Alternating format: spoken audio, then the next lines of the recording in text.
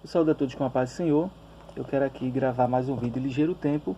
E nesta feita eu quero apresentar um texto onde as Testemunhas de Jeová se utiliza desse texto para dizer que não existe vida após a morte. Não sei por que eles distorcem o verdadeiro sentido por algum motivo, não sei se aprenderam errado, enfim.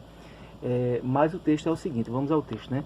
Eclesiastes capítulo 9, versículo 5 diz o seguinte: porque os vivos sabem que hão de morrer, mas os mortos não sabem coisa nenhuma, nem tampouco terão eles recompensa, mas a sua memória fica entregue ao esquecimento. Bom, através desse versículo aqui, eles tentam provar que não existe vida após a morte, mas para a infelicidade deles, o próprio texto ele nega essa interpretação dada pelas Testemunhas de Jeová. Aí você me pergunta, por quê? O texto não está sendo tão claro com relação à vida após a morte? É porque é o seguinte, queridos, o texto não trata da vida após a morte no mundo espiritual. O sábio Salomão apenas ele se limita às coisas dessa vida. Ele fala no versículo 6, inclusive, que os mortos não têm parte alguma acerca do que se faz debaixo do sol. Ou seja, o que ele está falando diz respeito ao corpo. Ou seja, de fato, o corpo não trabalha na sepultura, o corpo não ama, o corpo não tem atividade alguma. Ele está falando do que ele estava vendo debaixo do sol, ou seja, ele estava fazendo referência apenas ao corpo, mas com relação ao mundo espiritual, aquilo que acontece com o homem interior, ele não descreve em momento algum.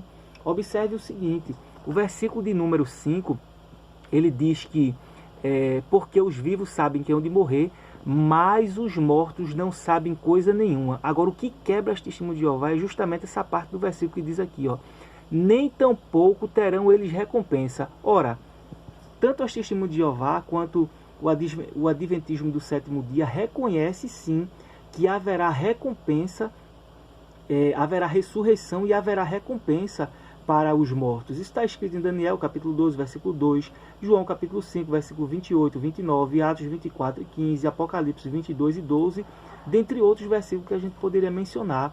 Então, se eles disserem que não existe vida após a morte, serão obrigados pelo texto sagrado a dizer que também não haverá recompensa. Só que isso aí eles não têm como negar. Então, esse próprio versículo 5 que eles usam para negar uma verdade bíblica, o próprio versículo 5 desmancha essa teoria ou esse pensamento deles da inconsciência com relação à vida espiritual após a morte.